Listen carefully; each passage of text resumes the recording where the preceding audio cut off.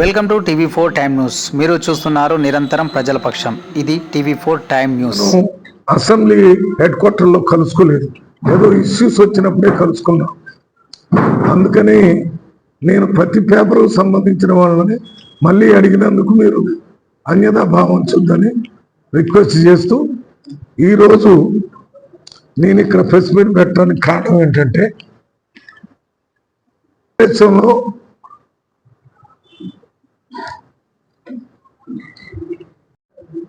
BJP Modi ప్రభుత్వంలో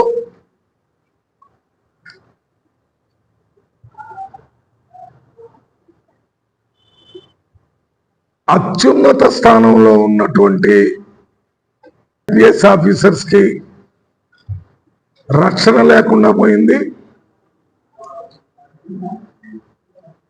సుప్రీంకోర్టులో chief justice of ఇండియాగా పనిచేస్తున్న దళిత చీఫ్ జస్టిస్ ఆఫ్ ఇండియా కూడా రక్షణ లేని పరిస్థితి ఏర్పడింది.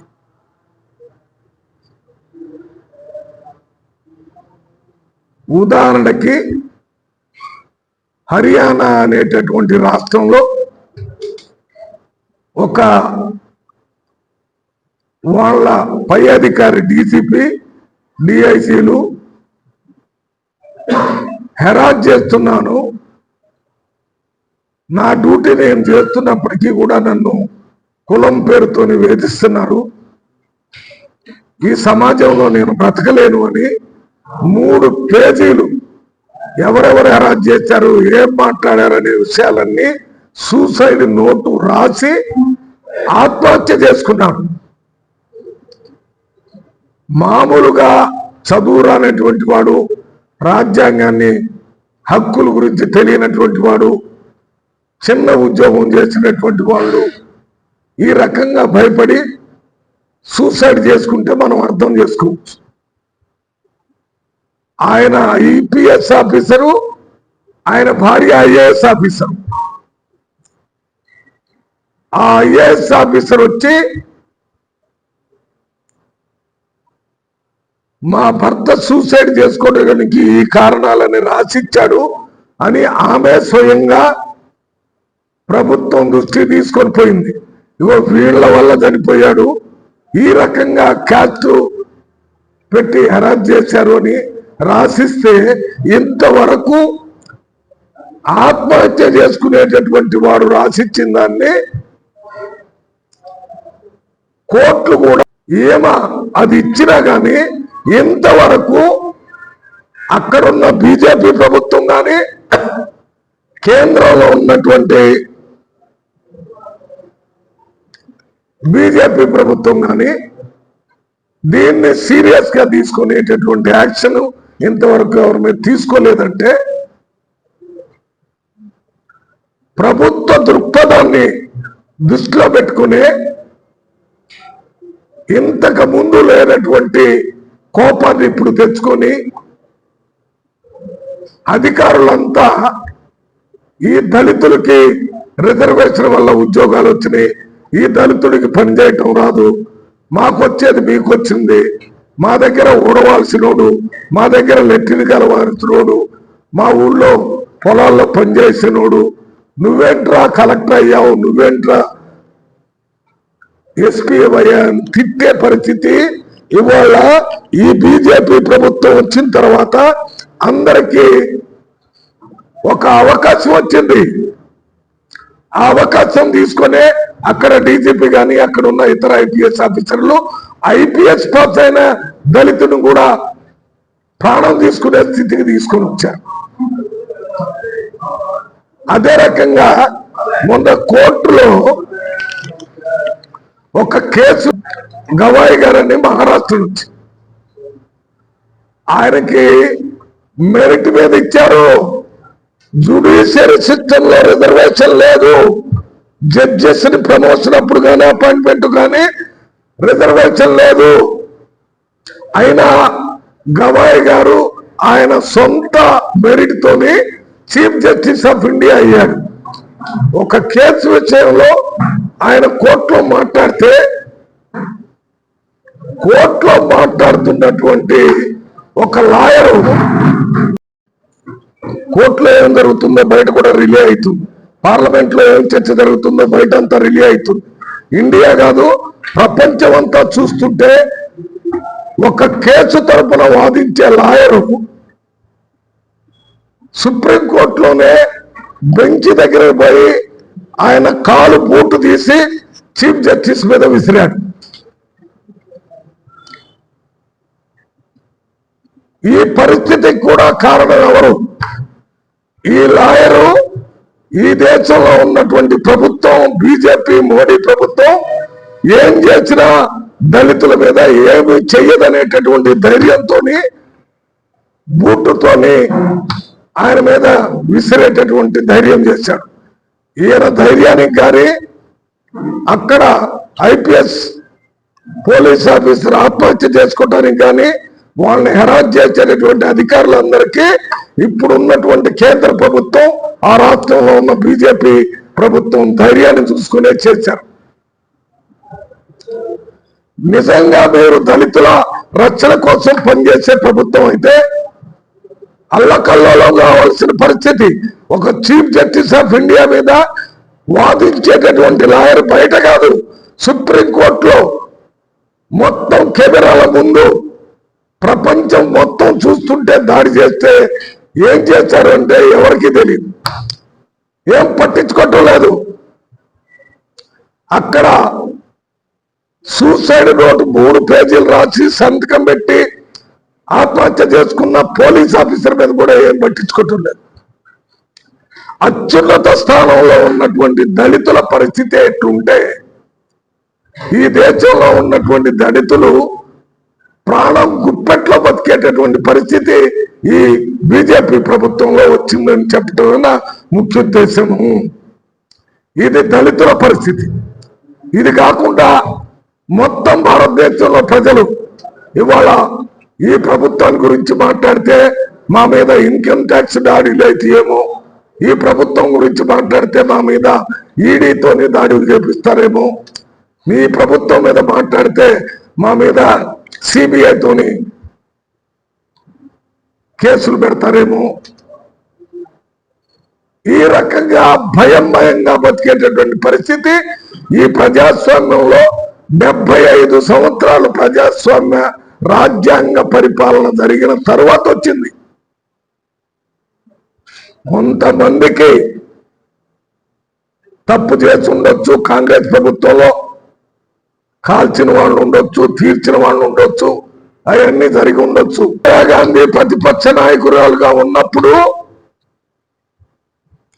బీహార్లో బెల్చి అనే గ్రామంలో దళితుల ఇళ్లను కాల్చి వాళ్ళ మీద దాడి చేస్తే అర్ధరాత్రి ఏనుగు మీద ఎక్కి ఇందిరాగాంధీ గారు 3 గంటలకు పోయి వాళ్ళకి ధైర్యం చెప్పి మీ తరఫున నేనున్నామనేటటువంటి మాట చెప్పడం వల్ల భారతదేశంలో ఉన్న దళితులందరికీ ధైర్యం వచ్చింది.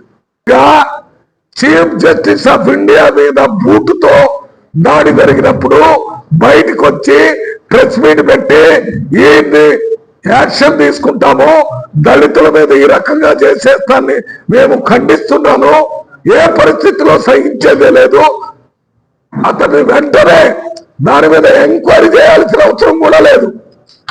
There is no need of enquiry in that case. మొత్తం ప్రభుత్వం తెప్పించుకొని ఎవరు రానంటే ఆ ఒక్కటే ఏరుగు మీద ఎక్కి అక్కడ పోయి వాళ్ళకి ధైర్యం చెప్పొచ్చింది. అదే నాయకత్వం అంటే.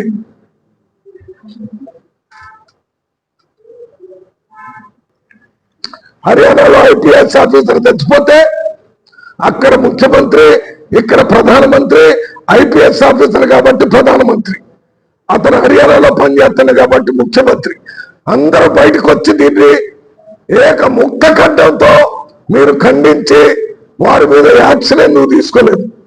ఎందుకంటే మీ బీజేపీ పార్టీలో ఈ దళితులు ఈ స్థాయిలో పెరిగి మాతో సమానంగా ఐఏఎస్, ఐపీఎస్లు, చీఫ్ జస్టిస్ ఆఫ్ ఇండియా ఇవి కావడానికి మీరు జీర్ణించుకోలేకపోతున్నారు. మీరు చెప్పే మాటలకి చేసే పనులకి పొంతన లేకుండా పోయింది. మీరు ఇదే రకంగా పరిపాలన చేస్తే అంబేద్కర్ గారి రాజ్యాంగాన్ని పూర్తి చేసిన తర్వాత పార్లమెంట్ లో ఇచ్చేటప్పుడు ఒక మాట చెప్పాడు, ఎప్పుడెప్పుడైతే రాజ్యాంగం మీద ప్రజాస్వామ్యం మీద ప్రజల మీద దాడి జరుగుతుంటుందో అప్పుడప్పుడు భారతదేశ ప్రజలే అప్పుడున్న ప్రభుత్వానికి బుద్ధి చెప్పి ఆ ప్రభుత్వాన్ని దించి వారికి అనుకూలమైన ప్రభుత్వాన్ని తెచ్చుకుంటారు అని చెప్పారు. దేశ ప్రజలు చేస్తారు.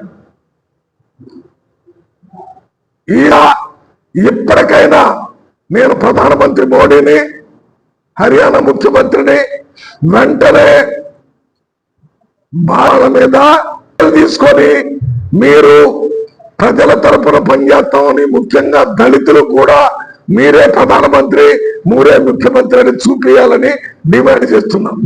కేసు పెట్టింది ఆయన సొంత భార్య, ఐఏఎస్ ఆఫీసర్, ఆమె కేసు పెట్టింది. ఆ ఐపీఎస్ ఆఫీసర్ కుటుంబ సభ్యులు మన వాళ్ళని లెక్క చేయకుండా పోస్ట్ మార్టం చేసి ఎక్కడైనా కుటుంబ సభ్యుల్ని ఒప్పించి చేస్తారు. అంటే భయపెట్టి మీరు వాళ్ళ పక్కన నెట్టేసి మీ తప్పు బయటపడిందనే ఉద్దేశంతో మీరు పోస్ట్ మార్టం చేసేది ధైర్యం చేశారంటే మీ కమిట్మెంట్ వ్యతిరేకంగా ఉంది దళితులకి. నేను ప్రతి ఒక్కరూ దళితులే ఉండాలంటం లేదు, అందరు రిప్రజెంటేటివ్ ఉండాలా.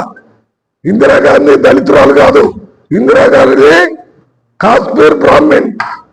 అయితే ఇందిరాగాంధీ ఎస్సీలు, ఎస్టీలు, బీసీలు, మైనార్టీలు, ఫార్వర్డ్ క్యాస్ట్ భారతదేశ ప్రజలందరికీ కన్న తల్లిలాగా పరిపాలన చేసింది. మీరు కులం పేరుతోని మతం పేరుతోని దేశాన్ని విడదీసి ముఖ్యంగా దళితుల్ని బ్రతికే హక్కు కూడా లేకుండా చేస్తున్నారు.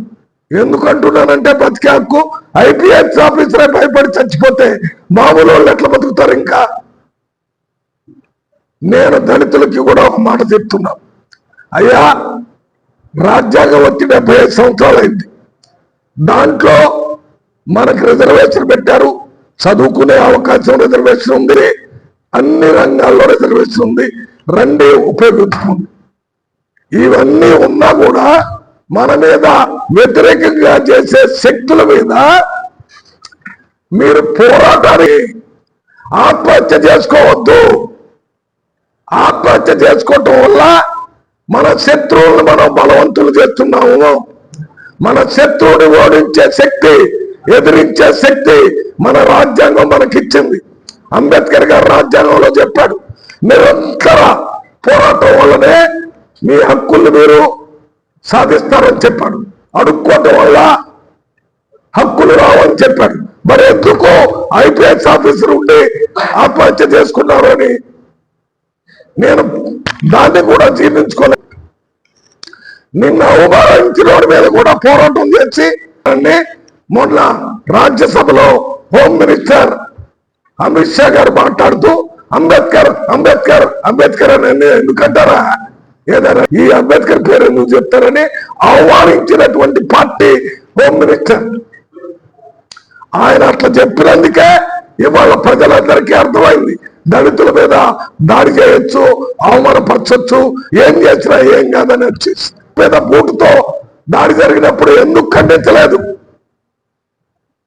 డెవలప్ చేయాలని చెప్పిన మోహన్ భగత్ గారు ఎందుకు మాట్లాడలేదు?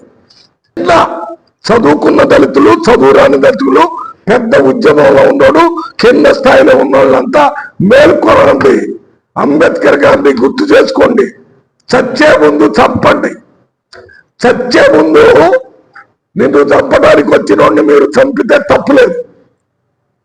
అర్థమైందా? కత్తి తీసుకొని నేను పొడుస్తుంటే నువ్వు చచ్చిపోయే ముందు నువ్వు కూడా కత్తి తీసుకోకపోతే కరోటం ఎక్కువైపోద్ది, చంపడం ఎక్కువైపోద్ది. ఇవన్నీ అయిపోవాలా. అందరూ శ్రీరంగనీతులు చెప్తే మరి పుట్టలో ఉన్న రొయ్యలు ఎవరు తిన్నాడు? మీరందరూ మంచిగా మాట. ప్రైమ్ మినిస్టర్ గారు నేను బీసీని, నేను ఛాయ్ అమ్ముకొని వచ్చాను, నేను పేర్కొని ఒక జిల్లా జడ్జిగా ఈ సబ్జెక్ట్ మీద సుప్రీంకోర్టులో ఆ బూటు వేసిన వారి మీద కేసు పెట్టాడు. ఆ కేసుని సుప్రీంకోర్టు కొలేజియం అంతా కూర్చొని ఆ కేసు తీసుకున్నారు. దానికి నెంబర్ ఇచ్చారు. వారం 10 రోజుల్లో ఆ కేసు కోర్టులో వస్తుంది. ఏమైంది? ప్రజాస్వామ్య పర వ్యక్తి వచ్చి కేసు చేయాలా? చైతన్యం కావాలి, ప్రజల్లో చైతన్యం రావాలి, తోటి వాడిని ప్రేమించే శక్తి రావాలి, తోటి వాడి కోసం ప్రాణం ఇచ్చే పరిస్థితి రావాలి. ఒక్క మాటలో చెప్పాలంటే భారతదేశంలో ఉన్న దళితులందరూ ఎవడు చేసిన శ్రమ మీద బతకటం లేదు. ఈ దేశంలో వారి శ్రమ ద్వారా వెల్త్ క్రియేట్ చేస్తున్నారు. సంపద, పంటలు, బ్రిడ్జీలు, ఇండస్ట్రీస్ అన్ని కూడా కొన్ని తప్పులు చేసి ఉండొచ్చు. ఆయన భార్య సీతాదేవిని అడిగి పంపించాడు. నువ్వు అయిపోద్దా? రామాలయాన్ని కట్టి దళితులను చంపిస్తారా? రాముడు ఎప్పుడైనా దళితులకు వ్యతిరేకంగా ఇట్లా చేశాడు? రాముడి దగ్గర నేర్చుకోవాలా? భార్యను గౌరవించడం రాముడి దగ్గర నేర్చుకోవాలా? తమ్ముడిని గౌరవించడం రాముడి దగ్గర నేర్చుకోవాలా? ప్రజల పరిపాలన రాముడి దగ్గర నేర్చుకోవాలా? నీతిగా బతకటం రాముడు అడుగుల ఒకటే మాట, ఒకటే మానం రాముడు. అందుముందు మేము కావాలని కోరుకుంటున్నాం. భద్రాచలం రాముడు కానీ మా దగ్గర వేపరగల దగ్గర రామాలయం, ఆ రామాలయాన్ని శివుడి పేరు మీద ప్రజా సంక్షేమం కోసం పనిచేసేది కాంగ్రెస్ పార్టీ. మీరు జై శ్రీరామ్ అంటారు, మేము జై సీతారాం అంటాం. మా ఎమ్మెల్యే గారు కూడా అదే మీకు చేతనైన విధంగా ఎదురు తిరగబడండి, ఆ విషయాలన్నీ మా దగ్గర తీసుకుని రండి. మేము ఒక తెలంగాణ రాష్ట్రంలో ఒక సంస్థను ఏర్పాటు చేస్తాం. న్యాయం జరిగినట్ట, అన్యాయం జరిగినట్ట దళితుల కేసులు కాబట్టి అన్ని తీసేయమని ఈ ప్రభుత్వం అచ్చనవర్లో కానీ 377లో కానీ ప్రైవేట్ మెంబర్ బిల్లులో కానీ పెట్టి తీవ్రంగా దీన్ని ఆక్షేపించే కార్యక్రమం, వ్యతిరేకించే కార్యక్రమం. వెంటనే మీరు ఆయన్ని గౌరవిస్తున్నాం, ఆయన నాయకత్వాన్ని ఒప్పుకుంటున్నాం, ఆయనతో పనిచేయడానికి సంతోషంగా. వాడు పెట్టింది సరిగ్గా లేకపోతే వాడిని తీసేయమని. అసలు కేసులు తీసేయడానికే ఈ రూల్స్ పెట్టారు. దీన్ని కూడా నేను తీవ్రంగా వ్యతిరేకిస్తున్నాను.